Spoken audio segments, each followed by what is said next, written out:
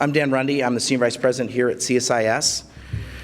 We're having a conversation today about strategic directions for the U.S. International Development Finance Corporation. If you've had trouble sleeping at night and needed some stuff to read, we've written tome upon tome about development finance for a long time. My colleague Connor Savoy, who's back there, and several other people helped us in 2011 write a report on development finance and U.S. development finance capabilities in 2011.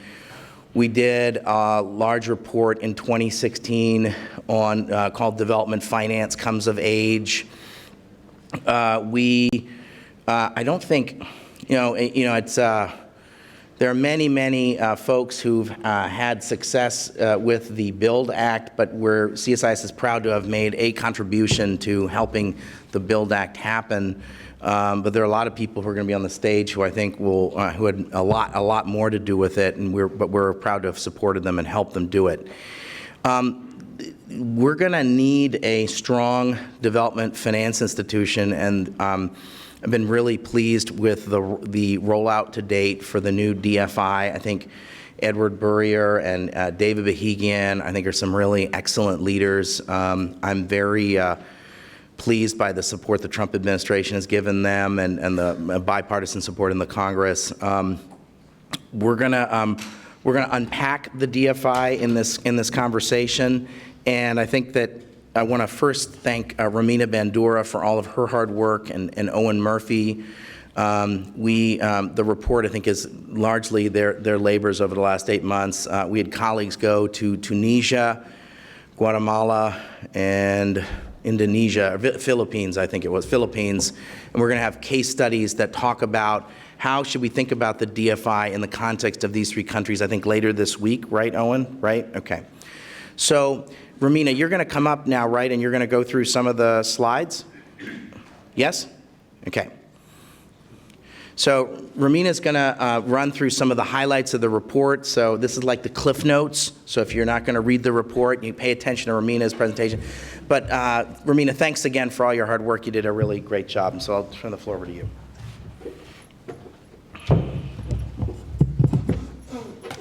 Well, hello. I'm Romina Bandura. I'm a senior fellow here, and thank you for coming. As Dan mentioned, I'm going to just go through some of the main findings of our report. You can read the rest at your leisure. So let me give you some background on the project. We partner with the Smith Richardson Foundation to do this report and this project. We wanted to offer an independent view, lay out a strategic vision for the DFC for the next 5 to 10 years that would be acceptable to both sides of the U.S. political spectrum. And as you know, the DFC is not just mandated to foster the private sector abroad, but it's also a tool. It's an agency embedded in the U.S. foreign policy and national security architecture. And when we started this project, we said, well, how can the DFC support key foreign policy challenges? And CSIS, we chose 3 key challenges where the DFC could play a role. And the first one would be how the DFC, we wanted to answer how the DFC could offer an alternative development model to the Chinese. The second would be how the DFC could help address instability and counter violent extremism. And the third is how the DFC, with its tools, help address the growing migration problem. So to do so, we, as Dan mentioned, the methodology we took, we basically did stakeholder interviews in 3 countries. We chose these 3 countries, Philippines, Tunisia, and Guatemala, because they exemplify where these 3 challenges can manifest. And we also did some consultations in DC, private roundtables, and we used a lot of desk research. And we produced this report today, and there will be 3 country case studies that will be published online later this week. So if this report is not enough, you can read the case studies later. So let me just run through the main findings. And there's more on the report on it explains, how the DFC is being, OPIC is being revamped to the DFC. So our top findings for the top recommendations going forward for the DFC are 7, lucky number 7. First, going forward, the DFC will have to manage expectations, and we believe it has to set a medium-term goal. And what do we mean by that? The DFC was sold as an answer to the rise of China, but it's not the full response to China's rise. It will not be able to ramp up. In the first 2 years, it'll be a transition period, so it'll have to build its portfolio. The DFC will have a bigger credit limit, but in the initial years, we have to manage those expectations.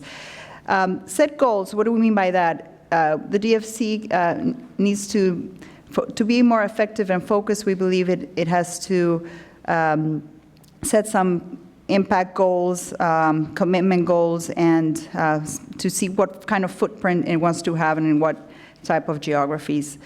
And we believe that after the 7-year reauthorization period, when the DFC has proven itself, Congress should authorize the agency for longer periods of time and index the cap to inflation, to take into account for inflation.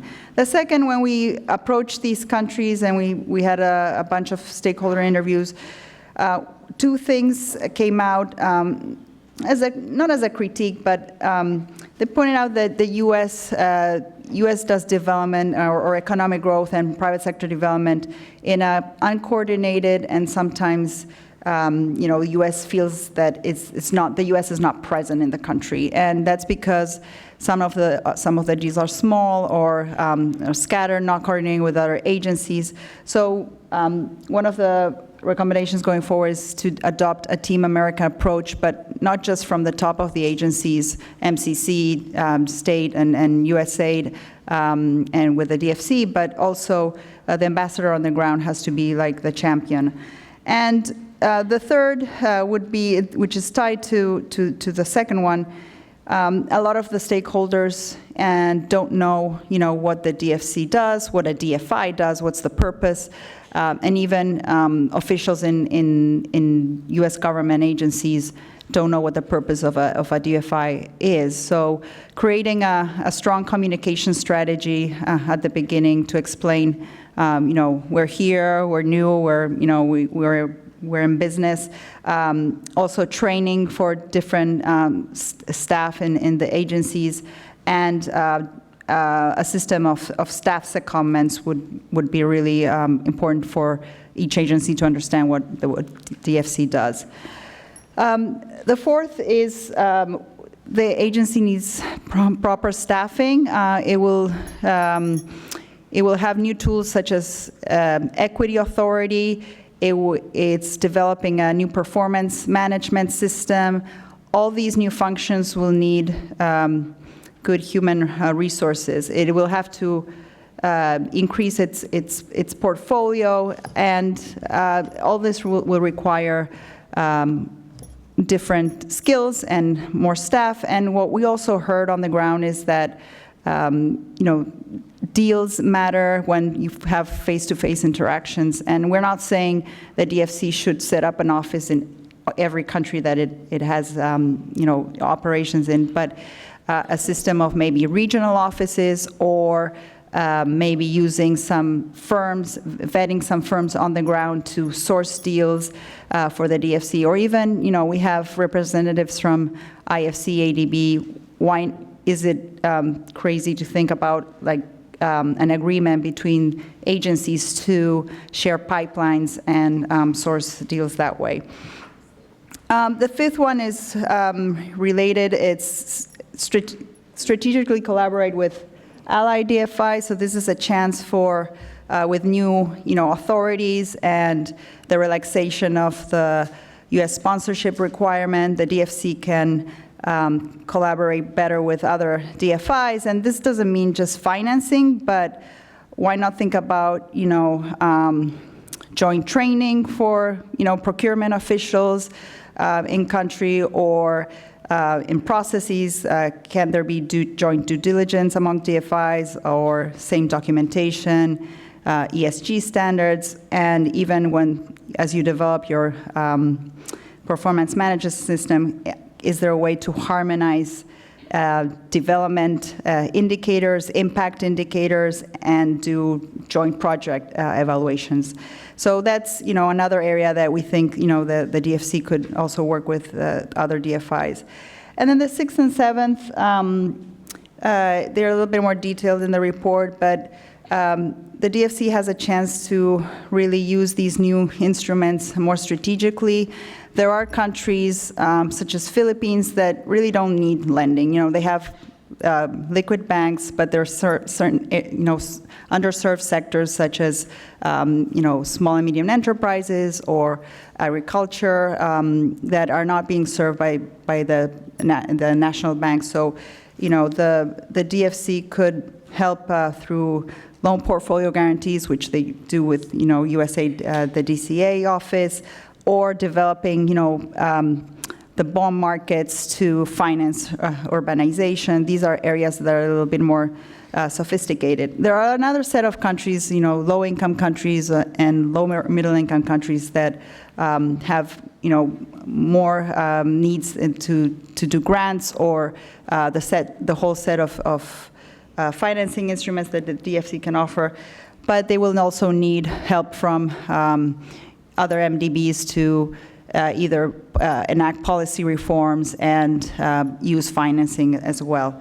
And then the last one is invest in certain sectors with high development impact. We don't think that the DFC should be spread too thin. The OPIC was very good in certain sectors. It should continue doing that where the U.S. has a comparative advantage, and some of the sectors that we highlighted from the research are quality infrastructure, agribusiness, SME development, and financial inclusion, financial sector development. Also, a lot of these countries have been urbanizing, there are secondary cities developing, and so we can bring in, U.S. technology to help develop smart cities in some of these countries. So finally, how am I doing on time, Dan? Oh, I wrap it up. So last 3 slides. Dan's told me like 8 minutes. So last 3 slides, the 3 development, foreign policy challenges that we talked about. So how can the DFC support these 3 foreign policy challenges? First, the issue of, the DFC and the U.S. Offering an alternative development model to China. The DFC is part of the answer to China, but it's not the full response. So it's not the U.S. version of the Belt and Road Initiative. We have to communicate and market ourselves better in terms of the U.S. intangible assets that we have, which are quality in projects, transparency in processes, debt sustainability, and capacity building in the country. We need to also invest in projects where, as I mentioned, the U.S. has a comparative advantage, and really this is a chance to work with other DFIs to leverage more private capital into the countries. So this is the way that we can offer a better alternative to China. Regarding the root cause, addressing the root causes of migration, the role of DFC will be more indirect. Of course, one agency cannot solve this issue. It will contribute via projects that generate jobs on the ground, or infrastructure development that can provide better services to people, so that people are not enticed to leave their country. But of course, the responsibility falls on the country themselves, and DFIs, a coalition of DFIs with other development agencies can help. One of the areas that I mentioned again is a lot of at least in Guatemala and Philippines, a lot of the citizens migrate to the capital city because they don't have other alternatives. The secondary cities are not very developed. So that's an area where the DFC could help with other DFIs. So they migrate to the capital and then abroad. So if there's a good alternative, a good buffer that the DFC could work on. And then finally, the last is countering violent extremism. Some of the experts we interview were like, no, this is not an area where the DFC, a traditional DFI, should be doing any work. But this is we're not saying the DFC should be is going to solve this issue. This issue is complex. It not only requires financing, but it requires diplomacy and security efforts. It's a space that the DFIs will be asked and are being asked to go into, and it will require a lot of building knowledge and experimenting. We have in our panel, Olivier Lavenal, who will talk a little bit more about this, what the MDBs could do in this, and the DFIs in this area. And if we focus on some of the sectors that if we target, for example, youth, jobs for youth, if we target, if we foster social cohesion through, targeting projects for women's empowerment or financial inclusion, we can build more stable societies and contribute, to countering this phenomena. So I'm going to stop there, and thank you for your patience. And now we're going to have the panel, the armchair discussion with Dan and Ed. Edward, come on down. There you are. Good. Thanks, Romina.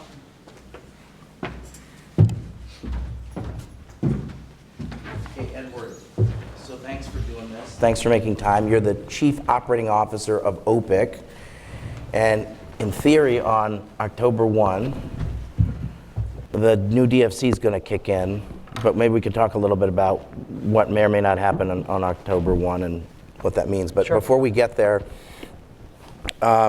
when the Trump administration first came into being, in the first couple of months, there was an intention to get rid of OPIC. You'll remember this. You were on the Hill. You're working with Ed Royce. And I wrote an article saying, we don't need to get rid of OPIC. We need to put it on steroids. You've quoted that to me a couple times, so I was really pleased that you actually read it. Thank you for reading it. But we said we need to put it on double steroids. And there was something happened. What was the something that happened between public statements or intentions or signaling from the Trump administration that we were going to zero out OPIC to, in essence, putting it on double steroids, which is what brings us to this conversation today, the report, and what's going to happen in next week, hopefully. So what happened, Edward? Yeah, sure.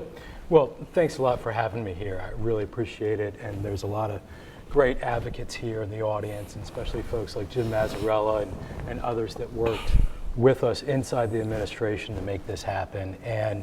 But what we had was a great intellectual foundation to work with. We weren't starting from scratch, and that's thanks to you and the work of CSIS and others that really laid the foundation. So it's great to be here. I think a couple of different factors. Really, I was on Capitol Hill for 18 years and had a lot of different You started as a child prodigy. My goodness. And I learned a lot of different lessons, and it takes a hell of a lot of work to get legislation signed into law. And the stars absolutely have to align between the House, Senate, administration. And one of the lessons was that the administration really has to want what Congress, it is two co-equal branches working together.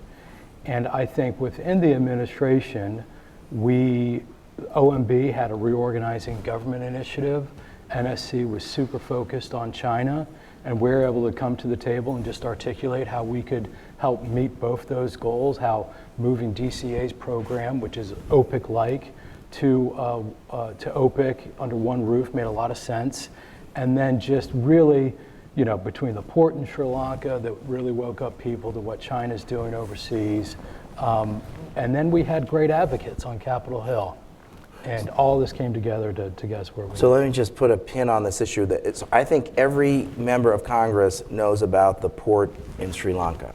They may not be able to pronounce it, right, Hambantota Port, but they know about it. I think every member of Congress I've ever met knows what the Belt and Road Initiative is. I'm going to come back to that in a minute. And I'd say every member of Congress knows what the Asia Infrastructure Investment Bank is. They're not sure if you can get money from an ATM out of the AIIB, but they know we're not a member of it, and we don't necessarily want to become a member of it anytime soon. Right? I think those are all fair. I think that's all real. So would you say it was the port? The port deal is what was the wake-up call? Well, I mean, certainly that was a factor into the public debate. As you noted, everyone knew about it. But we had really good policy, we had really good advocates, and we were all working together. And I think that this question about China really was the propelling force. And I do think what also, it was a lot of the work done previously. I think when I first got to Capitol Hill, OPIC's kind of identity was a little bit scattered, but through a lot of the work through Power Africa, that also helped kind of lay the groundwork because people realized, okay, we get it. These are There's the guys some value cutting add checks here to help power the continent. Okay, so I remember just a couple of things. One is I remember growing up around Washington. There was a negative narrative about OPIC, say 20 or 25 years ago, and that lingered, I think, until I think there was sort of a re-education, opportunity to re-educate. For about 12 years, OPIC had 1-year reauthorizations, if I recall correctly. It was 10 or I think it was 12 years. So there are a number of heroes in this story. I think Congressman Ed Royce, one of my absolute heroes, someone I really personally admire and professionally admire. Me too. And you worked for him. So he had some skepticism earlier in his career about OPIC. What changed his mind, and what role did he play in getting this done? Because I think he played a critical role. Yeah, sure. I think just obviously the chairman who I worked for a number of years, his grounding was in Africa policy. And he was a congressman from Orange County, California, and they came to him and said, would you take the Africa subcommittee? And to his credit, he did it. And nobody wanted it at the time. He did a hell of a job. Yeah, he did a great job. I think part of his philosophy was they were going to address conflicts on the continent, but also wanted to recognize the opportunity. And so very early on, one of the first initiatives that I worked on with him was the African Growth and Opportunity Act, which again was another very bipartisan success to help move trade forward on the continent. But I think in his travels, it's impossible to travel in the developing world and just realize that these challenges aren't going to be met without private capital coming in. There's just not enough government dollars to handle these challenges. So I think over time he realized the benefit of how we can catalyze private capital to come in, and he had talked with enough businesses to know. I mean, last year I visited the power plant in Togo that OPIC financed. You worked at Citibank. Were you ever going to loan out money? Not really. Yeah. No. So, I mean, these are things that the private sector will not do on their own. So I think just that education effort is another key factor. So there were several other members of Congress, I think, that need to be recognized. I'm thinking about Senator Coons from Delaware. There was Senator Corker. Help me out here, Edward, in terms of who are some of the other... Congressman Ted Yoho. Ted Yoho. And Adam Smith. And Adam Smith. So Republicans and Democrats has enjoyed bipartisan support. There are also a number of really diligent, hardworking staffers. Andy Olson comes to mind. Who are some of the other staffers? These folks never get enough recognition. Well, I'll include you in that category too, Edward. But aside from you, appreciate it. who else? Who are some of the other congressional staffers that deserve credit for this? Okay, Jimmy Walsh worked for Ted Yoho, and he's now on the committee for Mr. McCall. Andy Taylor worked for Ed Royce at the time. Where's he now? He's in Minnesota with his young family there. and other folks on the Senate side, Andy Olson, Tom Mancinelli, who's Senator Coons' Yes. staffer, Joan Condon on the Yes. House side, now she's on the Senate side. So yeah, we had a great, fantastic group of folks all working together, and real bipartisan support. So when there was some rumors that this was coming out, I didn't believe it would happen. I thought, okay. I know you told me that. I'm sure I told you that, and I said there have been 12 years of one-year reauthorizations. We've had an administration that has said, we're not going to do this. I think what's happened, my thesis is that China is what happened.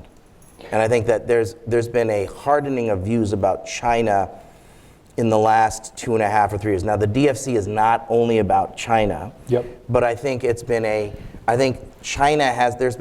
how do I describe this? A healthy wake-up call for the United States about China and in the world. My bumper sticker is, this ain't your grandparents' developing world. It's richer, freer, more capable, and if we don't meet the hopes and aspirations of developing countries, they're gonna take their business to the Chinese. That's my bumper sticker. And so I think that there's been a shift, and I think I can think of at least a dozen initiatives that the Trump administration has taken on, I won't list them all here, where China has been not the only reason, but perhaps an important factor. And I don't think it matters whether we have a Republican president or a Democratic president. I think there's been a change in views in Washington about China.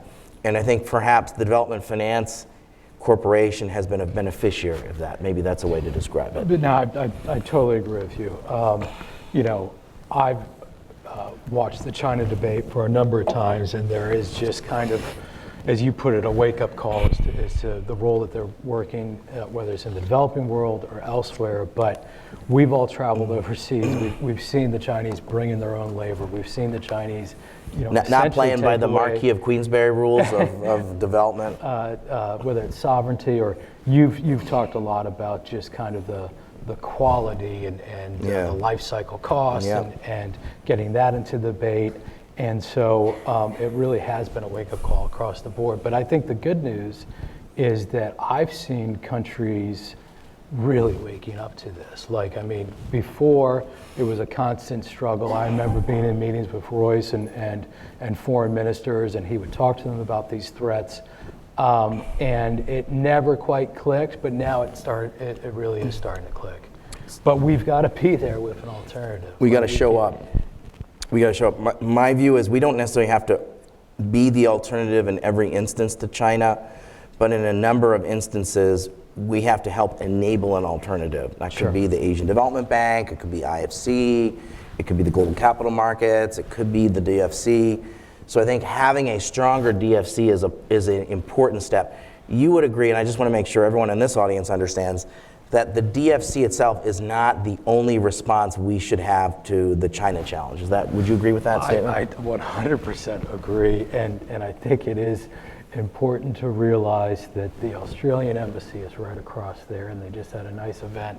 They have more people at that embassy than we have at OPIC or the DFC. Really? So we've got to put expectations in check a little bit. Yeah, I want to come back to that. But I do think that we do have tremendous, powerful tools that we can bring to that debate, but we do have to understand that we've got to be one piece of the solution, and it's not going to be the only part. Okay, so Edward, so I had an hour with the designate for the CEO designate for OPIC, and he had his hearing earlier this week or last week, right? That's right. Adam Buller's our nominee to be the CEO, and I hope you all get a chance to meet him like Dan did. He's a fantastic guy.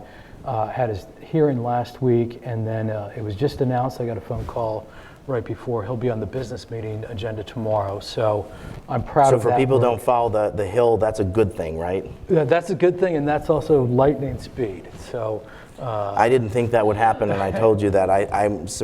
That says a lot about the bipartisan hunger to put somebody in the chair. Proved you wrong again. It proved me wrong again, so I'm happy to be proven wrong again. So I think he is going to be in, so he could be in the chair as early as next week. We never know. Well, I mean, that's the committee vote tomorrow, and then we've got to get through the floor, obviously. On the assumption he gets voted out. That's right. Okay. That's right. So but he is a fantastic, innovative mind, and really a lot of energy behind the job, and has been asking all the right questions, and is going to be a fantastic leader for us. So OPIC, más o menos, does about $4 billion a year in investment, right? Is that about right?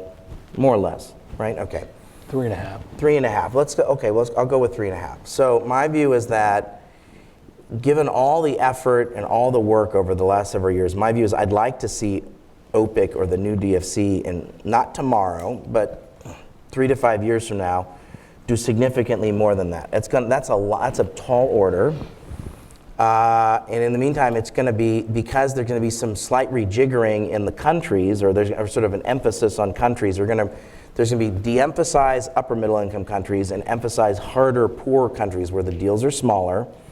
It's tougher environment, more corrupt, more complicated. There may be shooting involved. Those are harder places to work, right? Isn't that where you're being pushed to go? In the new DFC, you're going to be going to lower income countries, fragile and conflict-affected states? Yeah, that's right. That's right. Clearly, within BUILD Act, everything about it, whether it's the mandate on low income, low middle income countries, they are pushing this institution to be more forward-leaning and into the tougher spots. And so, as you just put it, this is really tough work. This is tough work. There's a reason why private sector banks aren't doing these. There's a reason why DFIs have a hard time going to these places too. They're really tough. Everything's got hair on it, so to speak, and it really is tough work to do. But that's another kind of area where we can really help. You guys can help us set these expectations. So you're not going to be doing deals in Portugal, is that fair? No. Because I think we want to make sure everyone understands that if you're in Spain or you're in Portugal, the DFC is not for you. Is that a fair statement? That's right. We're doing loans that are in the developing world. There are things, we have this concept of additionality, which is an odd word, but that's our part, small part that we're playing. We're helping to bring in the private capital. And these sophisticated markets don't need that. So what is important is to understand is that it may take, the message you want to leave this audience is, this institution has got some really important new capacities as the result of a lot of work by a lot of folks in this audience and both at the White House as well as in the Congress. But it's going to take some time, and that the Congress needs to be patient. The American people need to be patient. The development community need to be patient. Is that fair? Well, patience, sure, but I know I'm not necessarily going to be patient, and Adam's not necessarily going to be patient. I mean, these things are just too important. We've got to. We're going to be pushing as hard as we can, but I think any management expert would tell you that when you have something like this, there's bound to be a little bit of a slowdown. That's not our goal. We're going to be pushing very hard. It's just the developing, again, this has to happen in a really coordinated, effective way so that we can tackle these challenges. So the message I think would be is, don't judge us in the first 12 months, judge us on our first 24 to 36 months. I think that's fair, but I think another message that I'd leave you with is judge us on the portfolio. Across the portfolio. I think, as I was saying, Congress wants us to be a more forward-leaning institution. That's very fine to say now when we haven't made our first DFC investment. But I think part of the concern will be, you're going to have some losers. And once you lose your shirt, you don't want people to cower back in a corner and be very conservative again. We need to judge us across the portfolio. We're going to have a couple. Don't judge us on one deal, judge us across all of our deals. How many deals do you do, Edward, a year at OPIC right now? That would probably be about 120, I'd say. So we should just fairly say about 100 or so deals a year is what the new deal, it could be 100, could be more. But if there's one bad apple, because we're asking you, the Congress and folks in comfortable think tanks like myself have said, we need you to go down market, go to these harder places. We need to cut you guys some slack if one or two of those deals aren't the next Amazon or the next Apple, right? Is that fair? That fair? That's correct. Okay. So I think that's important. We've asked you to go to harder places, so we need to give you a little bit more grace and understanding that some of these deals are smaller, they're harder, and some of them may not work out, right? Sure. Okay. All right, so one last thing. I want to talk about one of the things when I worked at IFC, the rap on OPIC was that OPIC was difficult to work with. There's an alphabet soup of these organizations. They've got funny names, Sure. CDC, and the Danish one's called IFU, and I told them they really need to work on that. I don't know what that is, but my friend from Denmark's here. Sorry, guys, but we needed. I told Tommy Thompson, not the other Tommy Thompson, not the former governor from Wisconsin, but the head of IFU, and I was like, Tommy Thompson, like, can we work on that? Anyway, so there's CDC, the other one, not the one in Atlanta, the one in London. There's a whole alphabet soup of these guys, but that OPIC was didn't play well with others was sort of the rap on. So one of the reasons that you got sort of all these additional capacities, technical assistance and equity, authority, and various other kinds of whiz-bang capacities that are, that we could go into, were to help OPIC play better with others. Could you just talk a little bit about that? Because it seems to me that's a really important part of this conversation. If we're going to work as a system, that you needed to be able to play better with others. Sure.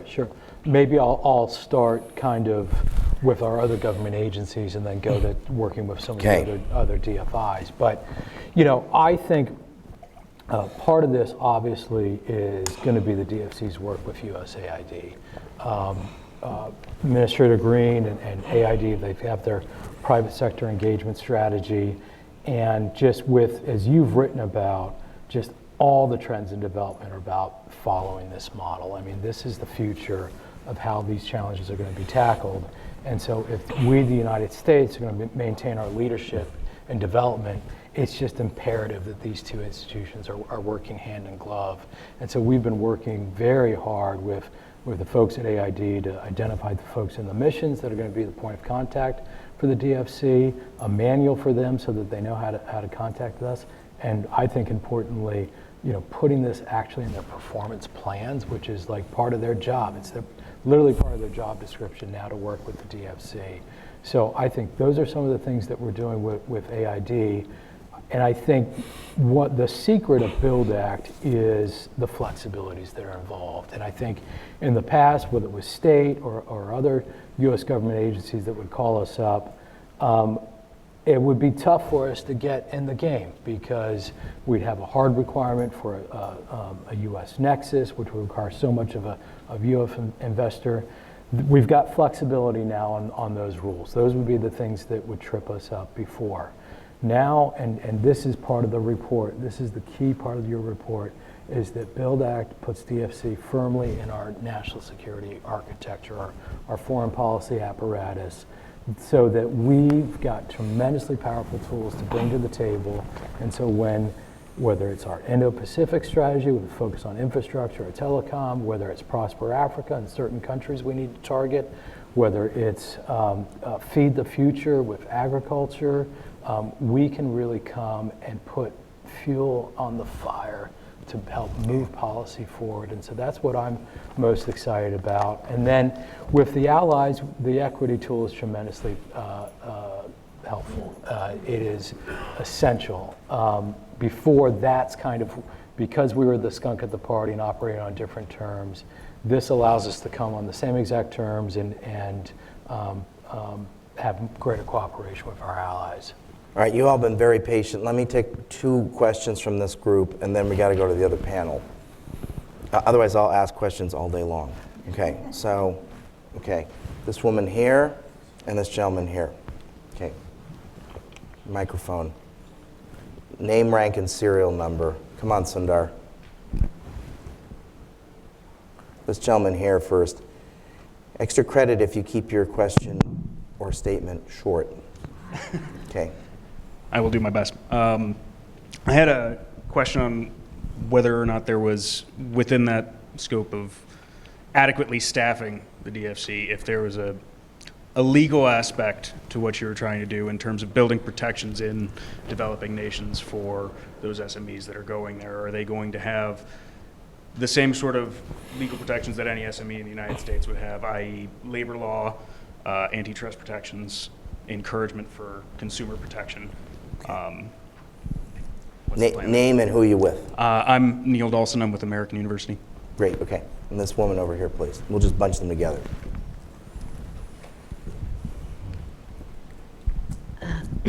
Hi, I'm Karen Ornstein, Friends of the Earth. Hey. Hi. Question, both in terms of, Edward, how you're approaching this, and also in the highlights from the report, you talk about extremism, and you also talk about migration. I'm going to bring up climate change. It's a threat multiplier. There's a lot of evidence to show that what's happening, for example, in Central America is driven by climate change. You saw yesterday in the streets, climate activists shut down the streets. I was curious as to how DFC will try to limit climate pollution, especially since at the last board meeting, OPIC, I know you supported it. You're welcome. Yeah, we love you for it. Argentina, an upper middle income country, just got hundreds of millions of dollars for fracking, which will emit lots of greenhouse gas emissions. So I'm just wondering how the approach will be at DFC, and whether it'll get up to speed as an institution opening its doors in 2019 in an age of climate crisis. Okay, thank you. Okay, so SMEs, what are the rules? And let's talk about climate change and environmental issues. No, great. Well, I think as far as the small and medium enterprises go, I think we've had a great track record, and these are a tremendous driver in the developing world. I think at OPIC, most of the people think about us for, power plants and the bigger projects we've had, but a great part of what we do is focused in on small, medium businesses that can really help drive growth. So that definitely will continue to be the focus at DFC. As far as the environment's concerned, I think OPIC's been ahead of the game. We have a tremendous renewable portfolio. I think just stepping back for a second, this is a development agency, and so when we come and look at projects, we want to do what is going to help spur development in that country, fit in with their national strategy, and respect the environment. We have a very large renewable energy portfolio that we've supported, not only in recent history, but over the past 2 years. We just did 2 major windmill projects in Argentina, and so that's going to continue. We also have at OPIC, we've had been very well known for our environmental and social policies and procedures. That was very important to Congress. They wrote in that those carry over to the DFC, and so those will continue to be followed. As far as the fracking project in Argentina, I think I recognize that that is a sensitive project, and that's why I had to go through our rigorous analysis. And I will also say that throughout the world, I also feel like we have to recognize things that will happen. And that's why I want the United States to be in the leadership role. And here we have an opportunity to help use U.S. technology and know-how to do it in the safest, most responsible way possible. Yeah, I wrote an op-ed in favor of the Vaca Muerta project, and my friend, I think the Friends of the Earth, wrote an article against, so you can read both, Google it, and read both of them. We've got enough, I think we've covered enough for now. Please join me in thanking Edward and congratulate Edward and OPIC. We got to do a set change. Thanks, Dave. You're welcome.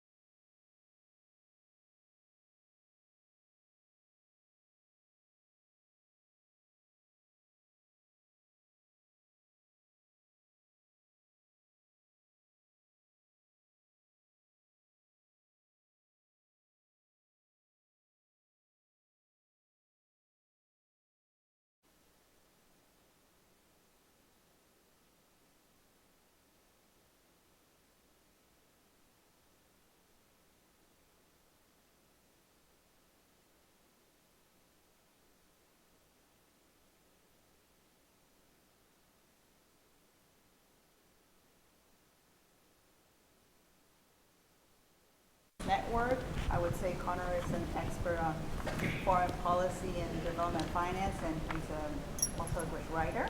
Thanks for He's also an affiliate here at CSIS. Jim Mazzarella, he's now Senior Vice President of Policy and Government Affairs for the World Wildlife Fund. Jim was at the National Security Council. He's one of the architects of the Build Act and the DFC, so we have one of the parents here present. And then next to Jim is Neil Gregory. Neil is a thought leader. Oh, you can't hear me? Okay. Neil Gregory is a thought leader. He's a Chief Thought Leadership Officer at the International Finance Corporation, IFC. So thank you, Neil, for being here. And then we have Olivier Lavenal. He's manager of the Global Concessional Financing Facility at the World Bank Group. We're going to be talking a little bit about this issue of DFIs and stability and violent extremism with Olivier. And last but not least, Edgar Villanueva. Edgar came from Guatemala to be here. Thank you for being here. Edgar is Executive Director of the U.S. Guatemala Business Council, and he represents Guatemalan businesses and U.S. businesses in this country. So let me start with Jim. Jim, we heard a little bit about the Build Act and how the DFC came about. Can you give us your perspective on this success? Because 3 years ago, we wouldn't have had this happy moment. So can you tell us a little bit your experience? Sure, thank you. Thanks for being here and for the report. I thought it was really interesting and really well done. Edward, that had to come together to go from being zeroed out in the budget to having an interagency process, having a new bill passed, and then having an agency set up. It was a confluence of events. For a long time, OPIC had been criticized for being market distorting, going to places where the private sector probably should have been. So that had to be addressed. Once you start addressing that, you open up other problems and other problems. OMB was very interested in solving that market distortion problem, but they were also very interested in reorganizing government and making government more efficient. So OMB was interested in that. The National Security Council was very interested in this great power competition and seeing how other countries were using finance to extend their influence into the world. And the development community, which was a big part of our efforts, was very interested in this arc of impact investing that has really been taken off in the last 10 years. So since MCC was developed 15 years ago, a lot of focus has been on impact investing. And all of these factors coming together produced sort of a whole of Washington approach, where you didn't just have the administration wanting something and then it dying in Congress, or the House wanting something and it dying in the Senate, or the development community not getting behind it. But we had everybody sort of aligned and rowing in the same direction. And I was just really proud to be a part of that process. So what are your hopes going forward for the new agency? Well, one of the things that we wanted to change was sort of to leapfrog where other development finance agencies had been. So a lot of development finance agencies are very much interested in deals.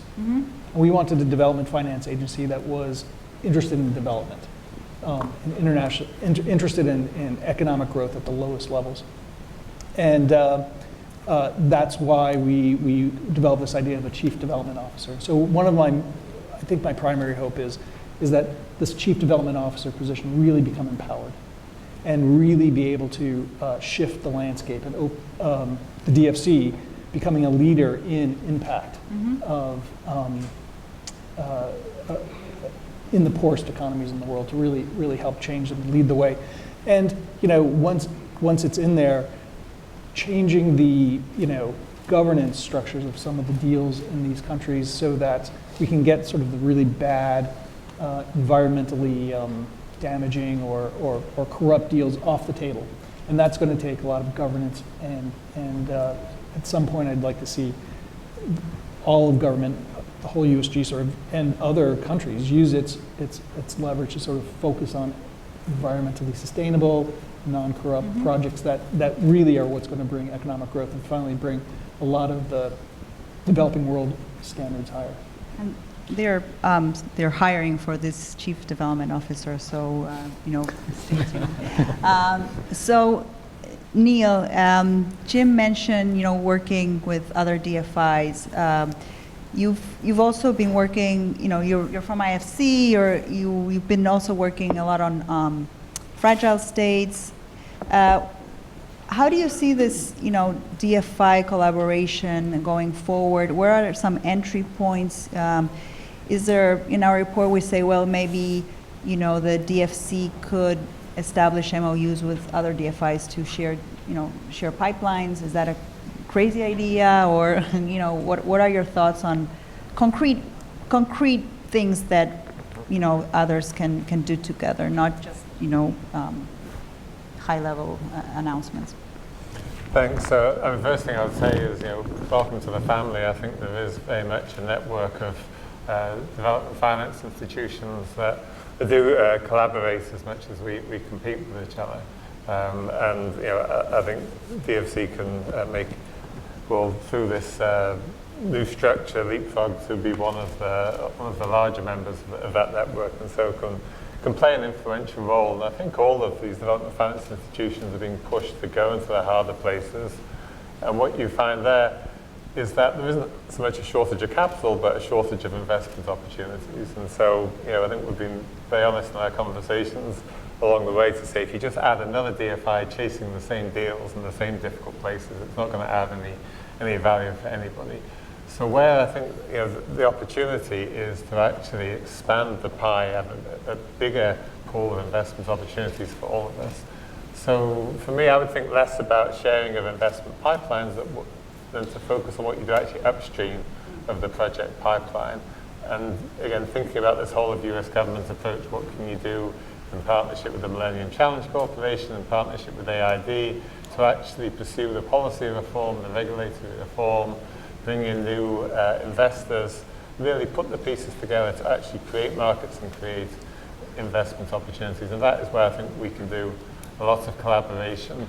Now, what we've been focusing on over the last 18 months is developing a program of private sector diagnostic studies in different markets to say where are the real obstacles to creating markets and creating these investments.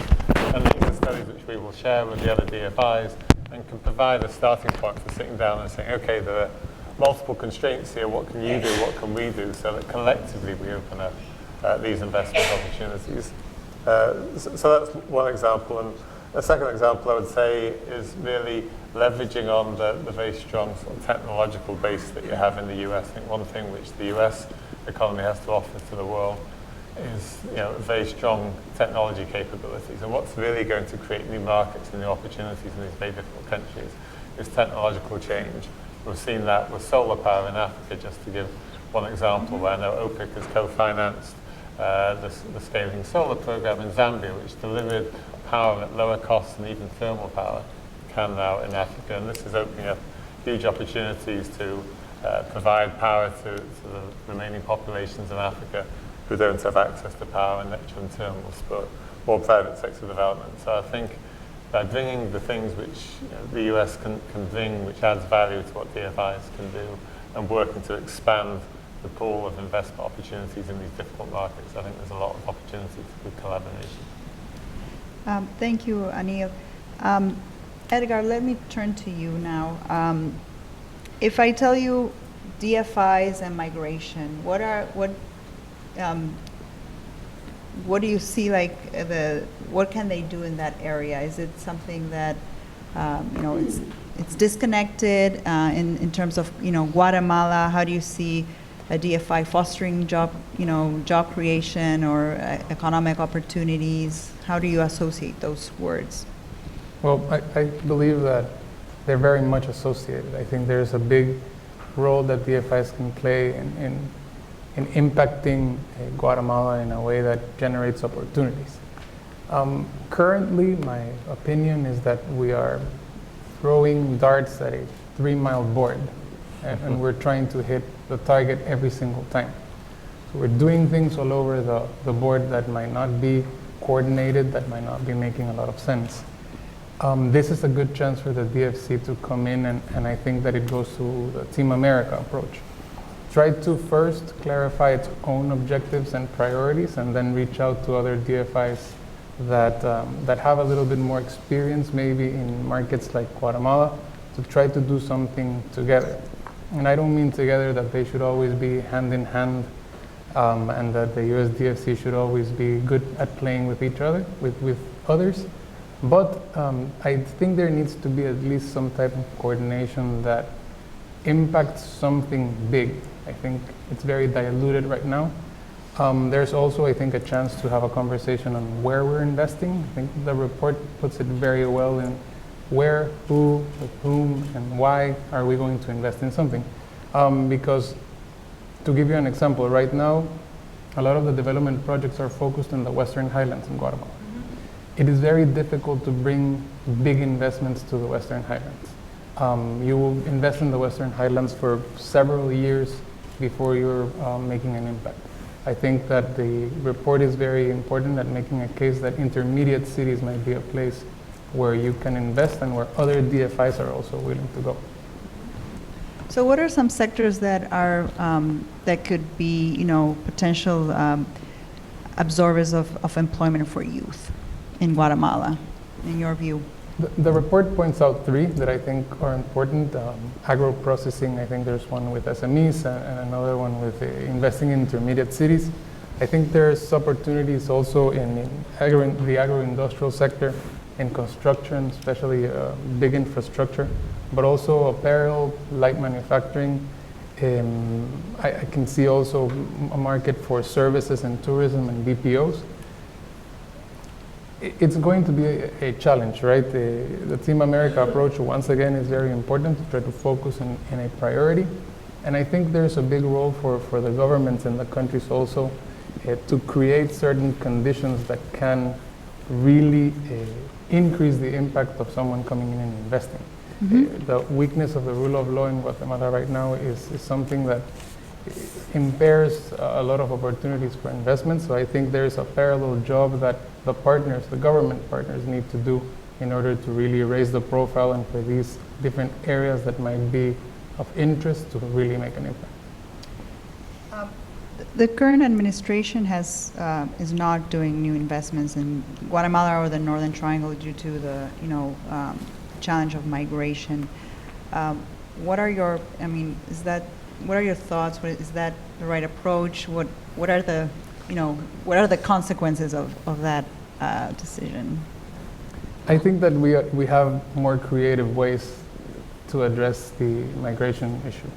I think the tools that are available for the U.S. government and for partner governments towards Guatemala are various. The U.S. DFC brings in another one. We've always had the international community looking at the country and collaborating with it. And the short-term impact might be that some programs that are actually being effective in reducing migration could be affected. I think that every challenge brings an opportunity. In this case, the challenge of the restriction to investment in the country and to cooperation gives us a chance to revise what we're doing in Guatemala and in the Northern Triangle. Are we doing investments that make sense? Are we investing in something that is impacting the challenge that we are addressing? Are we generating opportunities and building institutions? This is a good chance to have that conversation and to actually bring heads together and determine what are our priorities. The report, I think, puts it really well. If the U.S. is intending to promote its national interests through the extension of the financing arm towards the Northern Triangle, I think this is a very good thing. There are other countries that are also extending their financial arm towards the region, and it is our belief, at least from the U.S. Guatemala Business Council, that U.S. partnerships increase standards of compliance, standards of environmental issues, standards of labor issues, of human rights issues. So I think that extending that arm is very strategic and a little bit less cutting the arm when it's trying to reach. I'm going to turn a little bit to the last foreign policy challenge on countering violent extremism, because we got a lot of pushback on that when we were doing the interviews. And so I wanted to bring Olivier, who wrote together with Paul Bisca a very nice chapter here in the, my colleague Errol Yariboki, I don't know if he's here, but we released this very nice anthology on countering violent extremism and what the DFI's role and MDB's role could be. So can you, again, I'm going to ask you the same question I asked Edgar, the word association, DFIs and countering violent extremism, what comes to mind? Thank you, Romina. Maybe before I answer this, just a word to say that the Global Concessional Financing Facility, because it will make the transition, provides concessional resources to middle-income countries that are hosting millions of refugees or migrants. So typically, the Lebanon and Jordans of this world after the Syria crisis, or the Colombia, maybe Ecuador tomorrow, following the Venezuela crisis. That's my kind of day job. This GCFF is housed in the FCV unit, so that's the Fragility, Conflict and Violence unit at the World Bank. And what you didn't mention, Romina, yet is that we're actually developing, as we speak, finalizing the first draft of the World Bank group, so with IFC, strategy for FCV. So at least on both accounts, migration and refugees. Sorry, FCV? FCV, Fragility, Conflict and Violence. Okay. So on migration and refugees and on, if you will, preventing violent extremism, countering violent extremism, developing, a strategy for these places, fragility, conflict and violence. I think the report is very timely, and we certainly have a lot to say. Now, maybe just to go back to your question and provide you with specific recommendations, since you mentioned 7 recommendations that we all agree with, as far as the initial work that we're doing in the strategy. I would probably add 3, and they're connected to PV to a certain extent. 3 other recommendations in the 7 you have. The first one is that in these environments, which are low capacity environments, often insecure environments, you want to design your programming in a very selective and simple manner. It's almost counterintuitive, right? Because it is so challenging to curb violent extremism. It is so challenging to go against FCV that the natural tendency of these programs is to spread ourselves thin, multiply programs around youth, around jobs, etc., and lose the bigger picture. So probably one of the recommendations that will come out of the report is be selective and try to design project in a simple manner. And that also means be FCV sensitive, or if you will, be PVE sensitive, right? I'm not talking about tagging, I'm not talking about any of that just yet, but have that lens when you approach any kind of development project there is, be it on youth at risk, be it on women economic empowerment. I mean, have that lens. First recommendation. Second, I'll try to be a bit quicker. Second is focus on implementation. I mean, in these settings, at least at the World Bank, what we're going to try to say in the strategy is what's important is operational effectiveness, right? Impact on the ground. And what we have lacked so far, to a certain extent, is impact on the ground in these settings in particular. So implementation support is key, and you need to factor that in right from the start and really put resources and a lot of thinking. It's difficult, on issues that are so complex, as you rightly pointed out. But having that second lens on implementation support seems to us quite important, and really focusing on that. And then the third one is probably the most contentious, but also the most interesting, and it has to deal with risk. Risk management, risk appetite. I think, I mean, I would almost say be explicit about it. You know, we know that as an institution, be it or two institutions, the IFC or the World Bank, we have encouragement from our shareholders to take more risks and invest in these settings. But you know, that encouragement needs to happen throughout. And when risk materialize, and they often do, you know, that encouragement needs to be sustained.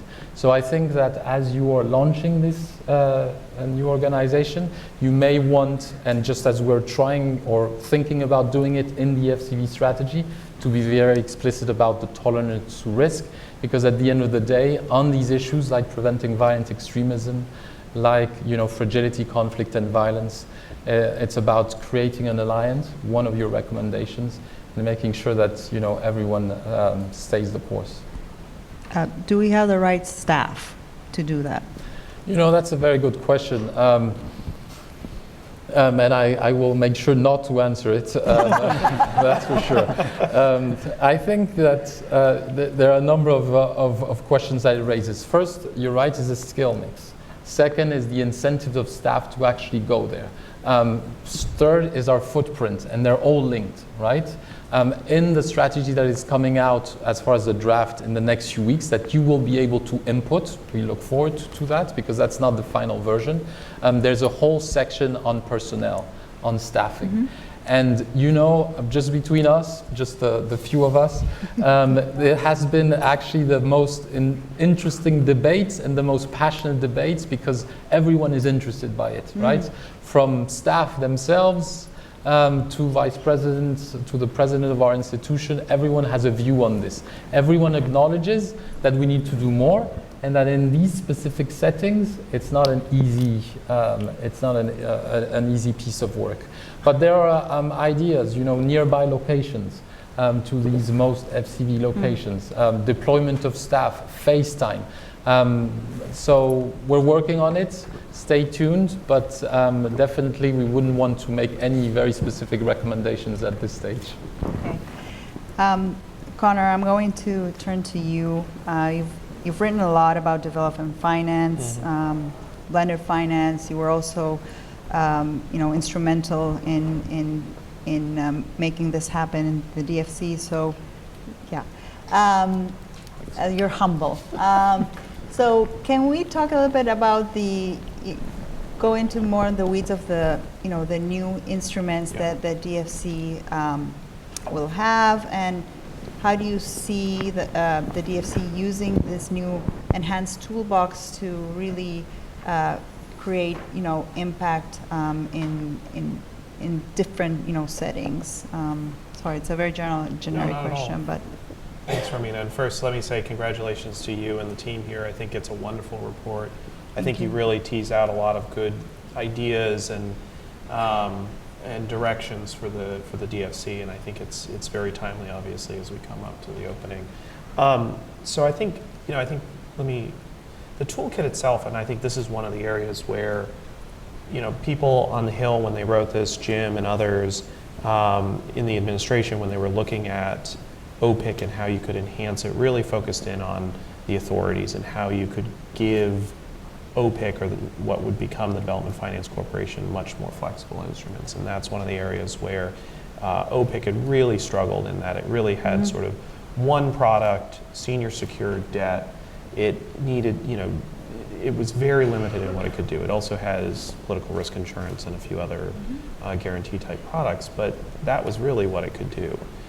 It was also limited by a hard U.S. nexus, in that any projects it invested in, there had to be at least a 25% U.S. ownership stake. And so in a lot of geographies, that limits what you can actually do, because frankly, there are geographies around where you're really going to struggle to find a U.S. investor. So the toolkit that they now have, between still loans and loan guarantees, but now they can do local currency loans, now they can do equity, they have technical assistance that they can mix in. And within all of that, they can really they have a lot more flexibility to invest on different terms than they could before. And so that really will allow them to do a whole lot more, especially on the development side.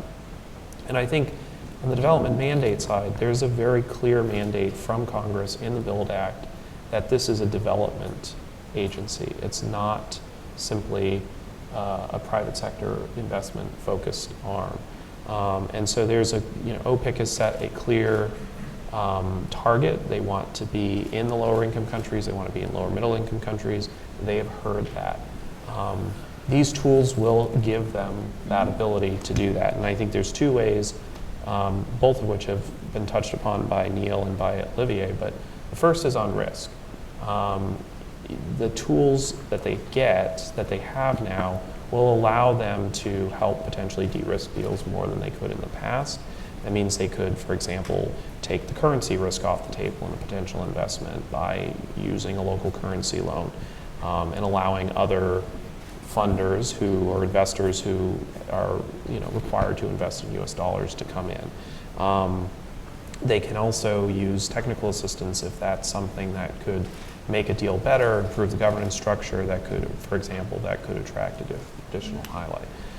So this risk piece, I think, and it's more than just on a deal-by-deal basis. I think we in the development community and those who supported this want to see the DFC take more risk. They want to see, and not dumb risk, smart risk. We don't want them to just go, oh, that looks like an interesting deal, and then lose all their money. No, we want them to look at it and really look at, is this going to be additional? Is this really going to move the needle? Is it going to generate development impact?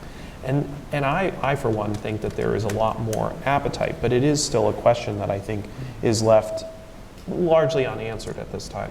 And if I were in Jim's old job on the NSC, I would really look at it and say, I want to see more risk. If that means we're going to take a lower rate of return than we have in the past, so be it. But if we're getting the development outcomes that we want, if we're catalyzing more private sector, if we're taking risk off the table, then I think that's risk well worth taking. And the second piece is on market building, and I think this is, again, really where the DFC could play a big role. A lot of these markets on the lower income side, or even on the lower middle income side, the markets are weak. There isn't the depth of financial services that you see in more advanced markets, and I think the DFC could really play a role in concert with others to create and help enable that creation of a market. DCA in particular, with their tools coming over, they've done a lot in the past with providing guarantees for local financial institutions. That's increased their ability to lend to SMEs, for example. I mean, this could be a really powerful tool for the DFC to use. Can you also talk about, can you talk a little bit about the use of these tools in conjunction with MCC or USAID, a little bit more on that coordination? Absolutely. I think this is an area where I certainly and a lot of others have really focused in that the DFC alone will not counter China. The DFC alone will not solve the problem around CVE or migration or whatever we want it to do. It has to work in concert with the rest of the USG. I think this report is a great first step. What I've said, though, is we need to go further. And we really need to consider where the DFC fits in alongside USAID, alongside the State Department, alongside MCC, and to really think about how all of those agencies working together can drive toward goals and objectives that we set for them. I think this interagency group on development finance that the coordination report talks about is a good first step to get people on the same table around looking at development finance issues, thinking about where is there policy dialogue that's needed to break down barriers, where are the regulatory reform issues that might need to be dealt with. But the DFC will only be as strong as it is with the other agencies around it. I mean, I think MCC is a great example of the potential. I think you could really, DFC and MCC could really look at compacts that are in development and look at where the DFC could slot in to help bring in additional financing for the projects that they're looking at. That's the infrastructure projects that MCC is supporting. That could be a great role for the DFC to do. And it could really go a long way to addressing some of the sustainability issues that we've seen with some MCC compact projects over the years. Okay, we have a few minutes left. One thing that came up a lot in the interviews we did is that the U.S. is lacking, visibility, and I want to, from from the projects themselves or from the investments. I wanted to hear some of your reactions to that as the DFC starts operations. How can the U.S. be more visible in these countries and in maybe more fragile contexts? If anybody wants to answer that question. It's something. Before I was at the NSC, I was at Millennium Challenge Corporation, MCC, and so everything Connor was saying about the coordination between the two, I think really resonates with me. We also struggled with ensuring, we have a development objective here. We want economies to grow and poor countries to grow, but we also, we're also American and we want to get some credit for it. And Millennium Challenge Corporation, OPIC, neither of these names scream U.S. So we put U.S. in the title of DFC for that reason, and we created a very long name. It's amazing, though, I think, when you're on the ground, how people do know that the U.S. government is involved, or the U.S. people are involved with a lot of the projects we're doing, because the projects are happening on time, they're sustainable, there isn't the corruption. So, with MCC, we didn't change the name, we just put a little star on there. I'm wearing my American flag today. Okay, so we need to have you go to all of the OPIC, and we'll have this with there. But I think, what we're doing really is we're exporting our values with both the DFC and with MCC and USAID, and that's well received. And that's really what this is about, is sort of create a world that is more free and concerned about growth, less poor, and free. Connor? Yeah, I think just to build a little bit off of what Jim just said, I think, obviously it was something like the DFC, it's a little bit less visible than when USAID is in a humanitarian situation, for example, and it's very visible that you're receiving food aid from the American people. But I think this values piece is really important, and I think that's the opportunity for the DFC. I think OPIC has done a great job over the years of maintaining very high standards around environmental, social, and governance safeguards, and I think that is an area where the DFC can really serve as draw on the comparative advantage of the U.S. and really encourage and enhance companies in the private sector abroad or in these particular areas, because it is hard to see that the DFC has financed something. Well, we have like 5 minutes left, so if there are any questions from the audience, I'll just take one or two. Otherwise, we're gonna wrap up.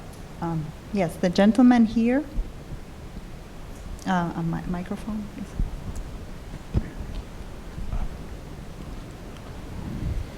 And please, can you identify yourself and affiliation? Thank you. I'm Hibik Kim from Asian Development Bank.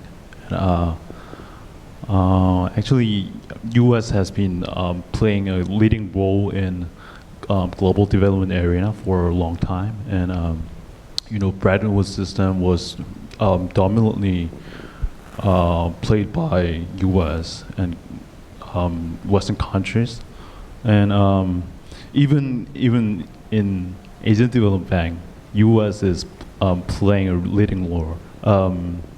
They are supporting 15% of the total funding, and I felt like there is no difference between DFC and a lot of development banks right now, like the World Bank or regional banks, Asian Development Bank, African Development Bank, something like that. So my question is, how can DFC differentiate from those different banks? And there's another question. Are you guys willing to cooperate with other banks, other development banks, or other development institutions? Yeah, thank you. Okay. Anybody, do you want to respond? I can respond. Well, the second half of the question was about coordination, and Edward actually in the beginning really hit that hard, and the DFC can't solve the China issue. They can't solve, the US government alone can't solve it either. You know, it's got to be the DFC in coordination with all of our development tools here, but it's also got to be the US government and the DFC in coordination with like-minded finance institutions around the world, right? And so every institution that's concerned about open procurements, less corruption, economic or environmental sustainability of their projects, financial sustainability, everybody's got to come together and sort of push back on corruption wherever it is, or wherever it's coming from. And so it's one of the main arguments for having equity authority, which Connor was talking about, is the fact that the other DFIs around the world weren't interested in partnering with OPIC because we didn't have equity authority. And so this coordination piece was the one reason why we were able to get equity authority into the agency.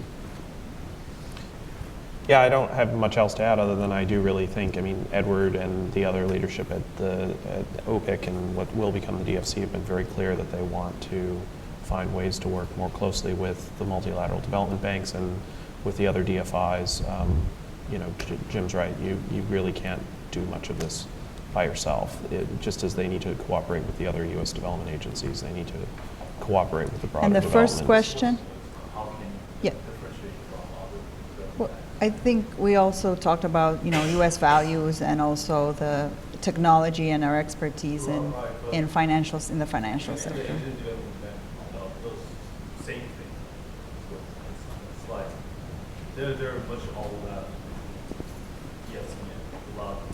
Yeah, I think what you really, with the DFC in particular, I think my view is, you know, I think as we were talking about before, I think there's a real opportunity, and Neil, you alluded to this in the lunch before, that there's a real opportunity for the DFC to not just do the same that the other DFIs have done or the MDBs, and to try to help build that pie of deals that are out there to try to create more, to my point, de-risk deals, and to try to go and take more risk and be more innovative in what they've been and what they can do.